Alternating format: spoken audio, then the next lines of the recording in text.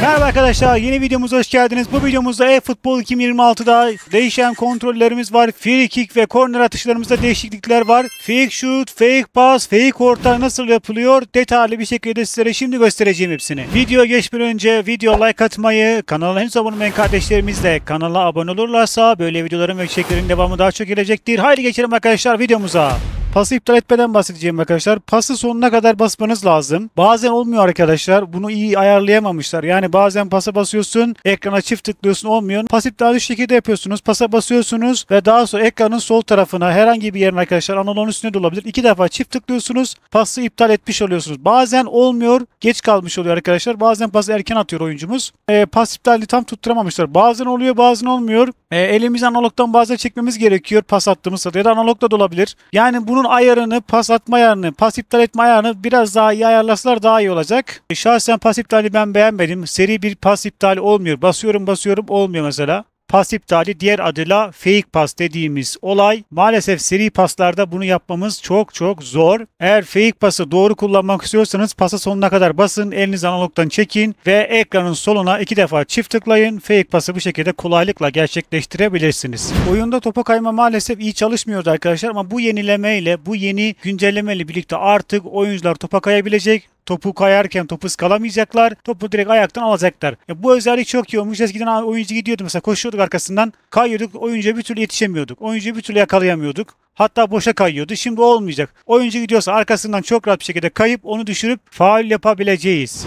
Orta açarken de artık arkadaşlar iptal edebiliyoruz ya da şut atarken de iptal edebiliyoruz. Zaten bunu şut atarken iptal edebiliyorduk. Onun 2 tane türü vardı. Ben bu 2 türü de paylaştım bir önceki videomuzda. Burada ise orta açmaları, sert ortaları, normal ortalarımızı iptal edebileceğiz. Bu bizim için güzel bir şey. Şuta ya da dudak uçukludan şuta basıyorsunuz. Daha sonra ekranın sol tarafını ya da analogunuzun üzerine 2 defa çift tıkladığınız zaman şutu iptal etmiş oluyorsunuz. Bu sayede arkadaşlar oyuncumuza çalım atabiliriz. Oyuncumuzun etrafında dolaşabiliriz ya da kendimize pozisyon yaratabiliriz. Karşı rakibin savunmasını bozabiliriz. Yani fake şutlar, fake paslar çok önemli olacak. Böyle kenardan geldiğimiz zaman bir pas iptali yaptığımız zaman, bir orta iptali yaptığımız zaman bakın görmüş olduğunuz gibi oyuncular ve savunmanın dengesi nasıl bozuluyor? Bizim oyuncularımız direkt ceza sahasında pozisyon alma durumuna geliyorlar. E-spor müsabakalarında en çok kullanılan arkadaşlar tekniklerden birisi bunlardır. Ceza sahasında ya da ceza sahası dışında orta açacağımız zaman ortaya basıyoruz ve daha sonra ekranın sol tarafını 2 defa çift tıkladığımız zaman ortamızı iptal etmiş oluyoruz. Görmüş olduğunuz gibi ortamızı arkadaşlar iptal ettik. Bu kadar basit. Oyuna yeni gelen mekanikler ve özellikler sayesinde arkadaşlar ara pasları, paslarımız daha çok önem arz edecektir. Onun için ara pası ve orta çalışmalarını mutlaka antrenman modunda yapmayı unutmayınız. eFootball 2026'da verkaçlarımızda herhangi bir değişim olmamıştır. Pas atıyorsunuz. Pas attıktan sonra hemen yön belirliyorsunuz. Oyuncumuz koşmaya başlıyor. Yani verkaç yapmış oluyor.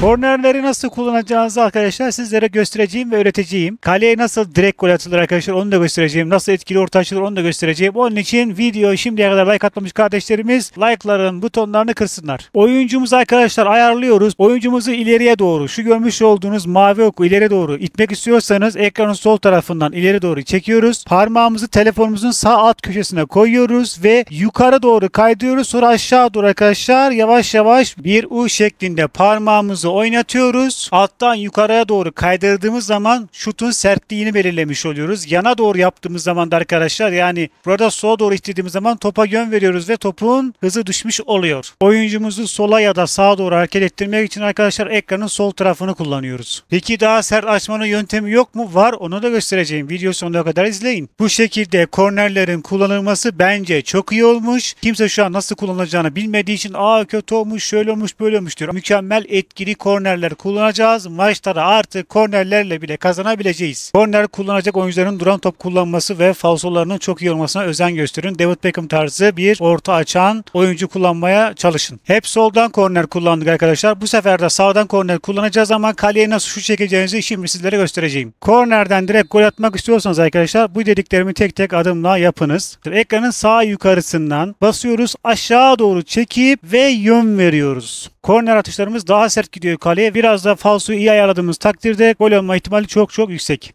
Bu vuruşumuz direkten dönüyor arkadaşlar. İkinci defa daha deneyeceğiz. eFootball 2026 Mobile'da kornerden nasıl %100 gol atılır? Ekranın sağ yukarısına parmağını koy. Göstermiş olduğum şekilde ekranda parmağını oynat. Oyuncuyu sağa doğru kaydır. Her şeyi ayarladıktan sonra otur izle. Anthony Griezmann ve mükemmel bir korner golümüz. Kaleye direkt arkadaşlar atmak istemiyorsunuz. O zaman sağ alttan yukarıya doğru çıkacaksınız. Sonra aşağı doğru yavaşça çekeceksiniz. O zaman orta açıyorsunuz ve bu şekilde kafayı vuruyorsunuz ve gol atıyorsunuz. Ya da sert orta açmak istiyorsunuz diyelim arkadaşlar. O zaman ekranın en yukarısından sağından aşağı doğru çekiyorsunuz. Yer belirliyorsunuz ve kafayı vuruyorsunuz. Direkten patlıyor. Daha yumuşak orta açmak istiyorsanız ekranın sağından dediğim gibi yukarı doğru çıkacaksınız. Ama sert orta açmak istiyorsanız ekranın en yukarısına sağına parmağınızı koyup aşağı doğru çekeceksiniz. Bu kadar basit yani. Bakın sert ortamızı açtık içe doğru.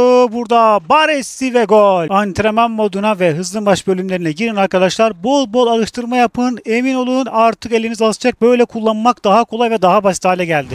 Sırada arkadaşlar free kick nasıl kullanılır? Evet, free kickler de biliyorsunuz değişti. Free kickleri nasıl etkili bir şekilde kullanabileceğinizi biraz sizlere bahsedeceğim hepsinden. Free kick ve kornerlerin daha da detaylısını arkadaşlar videosunu çekebilirim. Yorumlara daha detaylı korner ve free kick taktiklerini çekmemi isterseniz yorumlarda bunu belirtirseniz sevinirim. Video anlatımlarımda arkadaşlar hiçbir şey bilmiyorsunuz, varsayarak ben anlatıyorum. Bazıları ben bunu biliyordum, şöyle biliyordum, şunu biliyordum diyenler var yorumlarda ama ben siz bilenler için çekmiyorum, bilmeyenler için genellikle %70 %80 için ben bu videoları çekiyorum. eFootball 2026'da arkadaşlar artık frikikler çok önem arz edecek. Çünkü artık frikik atmak bu kadar kolay olmamıştı. Bundan sonra frikik gollerini çok sıklıkla oyunda göreceğiz. Etkili frikik kullanmak için arkadaşlar ekranın sağ alt köşesine parmağımızı koyuyoruz ve daha sonra arkadaşlar yukarı doğru ittiriyoruz. Şutun hızını belirliyoruz. Daha sonra U çiziyoruz ve yön belirleyip şutu bırakıyoruz. Yakın mesafelerde şutun şiddeti az olursa gol olma ihtimali yüksektir. Uzak mesafelerde ise arkadaşlar şutlarımızın sertliğini arttırmalıyız. Del Piero güzelce burada vurduk. Mükemmel bir gol attık Del Piero'yla. Aynı gol arkadaşlar Anthony Griezmann'la sol ayaklı bir oyuncuyla da atabiliriz. Ekranda görmüş olduğum parmağa elini yerleştir ve parmak yönünde elini ittir. Anthony Griezmann'la mükemmel bir gol attık. Şimdi arkadaşlar uzaklardan nasıl gol atabileceğinizi göstereceğim. Ben burada Santra'yı seçtim arkadaşlar. Santra'dan gol atmaya çalışacağım. Santra'dan gol atmak için arkadaşlar oyuncumuzun şöyle bir ölü yaprak vuruşu olmalı. Benimdeki Anthony Griezmann'da arkadaşlar ek becerilerden ölü yaprak vuruşu çıkardım. Şimdi Anthony Griezmann'la arkadaşlar ölü yaprak vuruşuyla orta sahadan gol atmaya çalışacağım. Arkadaşlar